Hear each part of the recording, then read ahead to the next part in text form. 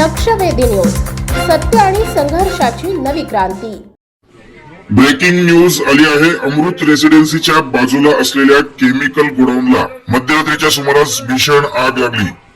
बोईसरच्या सरावली ग्रामपंचायत मधील अमृत रेसिडेन्सीच्या बाजूला असलेल्या एका केमिकल गोडाऊनला मध्यरात्रीच्या सुमारास भीषण आग लागली होती। घातक केमिकलची विल्हेवाट लावता न आल्याने केमिकल माफियांनीच आग लावल्याचा प्रकार सांगण्यात येत आहे। आगीमुळे अमृत रेसिडेन्सी सह परिसरात राहणारे नागरिक मात्र त्रस्त झाले आहेत। सरावली ग्रामपंचायत हद्दीत बेकायदेशीररित्या घातक केमिकलची साठवणूक केली जात असलेल्या गोडाऊनला ही आग लागल्याने परिसरात गोंधळाचे वातावरण तयार झाले होते। अग्निशमन दलाच्या 5 गाड्या ही आग विझवण्याकरिता पोहोचल्या होत्या। पहाटे उशिरा मात्र या आगीवर नियंत्रण मिळवण्यात यश आले आहे। बोईसर तारापूर एमआयडीसीतील केमिकल माफियांचा परिसरात राहणाऱ्या नागरिकांच्या जीवाशी खेळ किती दिवस सुरू राहणार असा सवाल उपस्थित होतोय।